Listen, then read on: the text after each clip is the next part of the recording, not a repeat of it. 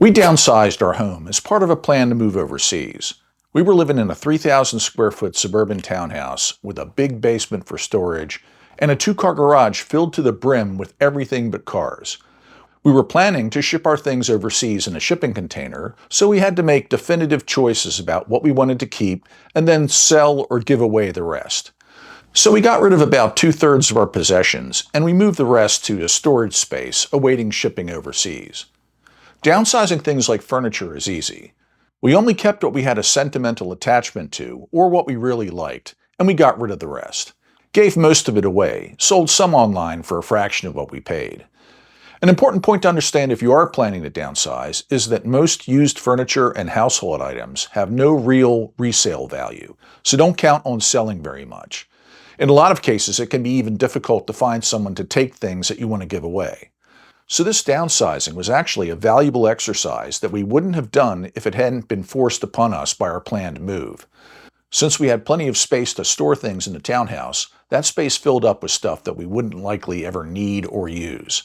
Stuff from past houses, from our parents' houses after they passed away, things from our daughter's childhood. The pending move forced us to go through everything and think about what we really wanted or needed to keep, and what we could do without. It also helped us to focus on what was important and ask ourselves why we were keeping specific items.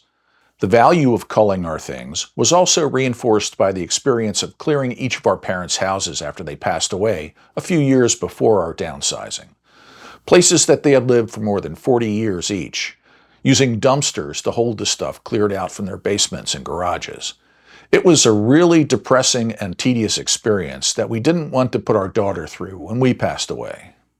So we approached our culling with a positive attitude. We were focused on getting rid of the unnecessary items and relics from the past and defining a new simplified footprint.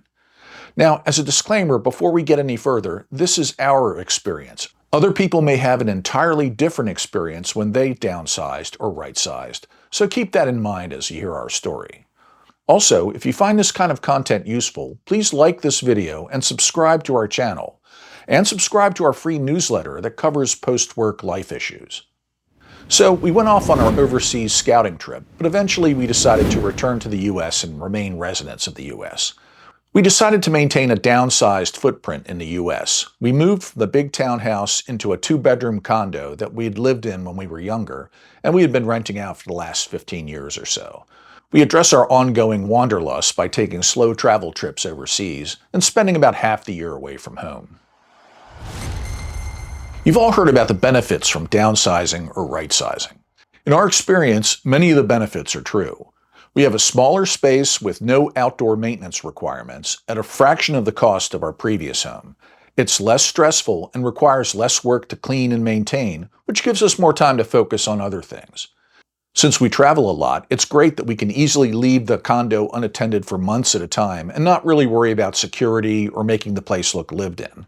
We tell the neighbors that we'll be gone, and we put a few cameras in the space to monitor it. Overall, managing a smaller space is easier and less stressful.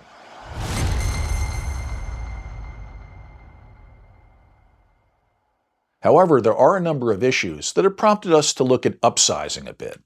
We downsized from 3,000 square feet to 1,200 square feet to a space with small closets and no basement or garage for storage, so we spill over into an external storage space. We have a 10 by 30 foot storage space for long-term storage of things we rarely used but wanted to keep, and for keeping sentimental items, and retaining some items that we may want to use if we move to a larger space or we bought a vacation apartment. And we also use it for storage of seasonal items like clothes that we swap in our closets for each season. The storage space became our new basement and garage at a cost of around $450 a month. But that means our basement is about 5 miles away and requires a walk to the middle of a second floor of a large warehouse building. Not very convenient to get something that you need. And it's easy for a storage space to become packed a bit too tightly, so you can't actually find anything when you need it. Stacks of boxes that are difficult to access, in some cases a few layers deep so the boxes in the back can't be reached at all. Things stacked 6 feet high so you have to remove the upper boxes to get at the lower box. And most of the boxes are still taped shut. So finding things that we don't use regularly is relatively impossible. When we had more space, we used to know exactly where everything was. Boxes located on shelves or things in special drawers, everything had its own place that was easy to remember. Now things are either packed in a plastic bin stacked in a closet, or they're somewhere in the random chaos that's our storage space. Finding anything will take at least 30 minutes of hard work, and after 2 years, we've begun to forget what boxes contain what we kept and what we got rid of. So in a lot of cases, when we need something that we know is somewhere in storage, we end up buying a new one from Amazon because we know we won't be able to find the item without a long and difficult search. And as we settled into our smaller space, we found that the limited space reduces our ability to do many of the things that we had taken for granted. There's no unused extra space for second-level living needs. I used to have a home office in one of our extra bedrooms, with a rack of guitars next to the desk and shelves containing everything I would need on a weekly basis, within easy reach. Now most of the guitars are in the storage space, and the other items are packed in plastic storage bins under my desk or in the storage space, and I need to do a long search to locate anything I need. The reduced privacy is also an issue. Kristen and I both still work, mostly at home, and we have our desks in the living room area. She has to go into a bedroom for privacy for video meetings. Like everyone working in a common space at home, we have to take care to minimize appearing in the background during any video calls. So it's just like moving from a private office at work to an open shared workspace. Downsizing to a smaller kitchen requires you to work with a reduced range of kitchen tools, which reduces your meal options. We got rid of some of the appliances we had in our kitchen, like a large panini press griddle grill that we used for preparing a range of meals. Those meals are now off the menu because we don't have access to the tools we needed to prepare them. And we have other appliances that we keep in a pantry closet and we bring out whenever we need them. But who wants to drag the Vitamix blender out of the closet and set it up for something quick or small? We also used to cook quite a few of our meals using an outdoor grill, but our second floor unit has a balcony with no grilling allowed. We really miss having a grill that was easy to access. And that balcony is a bit too small to have comfortable chairs, so we rarely use it. We really miss the ability to sit outdoors at our own home.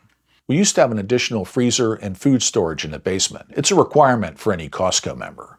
But now we're limited to the kitchen refrigerator, so we can't buy some of the frozen foods that we would like to because we have no place to store them. No space also means no recreation items within easy access. Everything now requires a plan. You need a tennis racket, go get it from storage. You want to ride bikes? Drive to storage, bring down the bike rack, attach it to the car, bring down the bikes, load them on the rack, and then drive to the biking destination. It adds a lot of overhead to what used to be a quick decision. The extra work makes us less likely to do things compared to opening a garage door and heading out.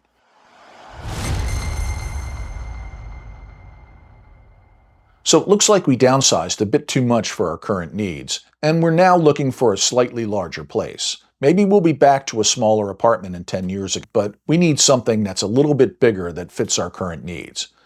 This experience taught us the difference between downsizing and right-sizing. We determined that the right size for our current needs should have a few key features. We need to have space for storage, like a basement or garage. We're paying for it anyway in an inconvenient location, so our house might as well have it included.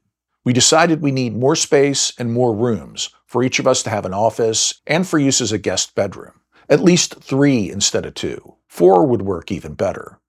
We need a bigger kitchen area since we both like to cook more elaborate meals that require more preparation space and more kitchen tools. We want to have a place with an outdoor area that's ours so we can have a grill and an area to sit outside, with minimal yard area to mow and maintain because that's just extra work we really don't want.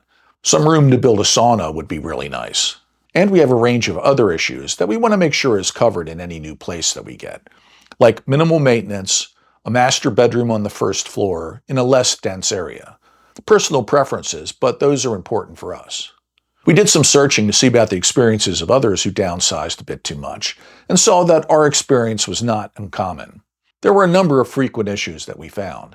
People choose a new home that's too small, resulting in cramped living conditions, a lack of storage, and being unable to accommodate essential belongings or activities. People may not think about potential changes in lifestyle or health requirements, which can make a smaller living space inadequate.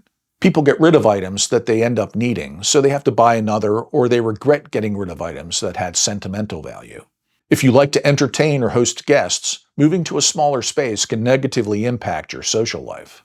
Not having enough storage space for essential items can lead to clutter in your house or can cost you a lot for external storage. Many people downsize to a point where they have no room for activities or hobbies.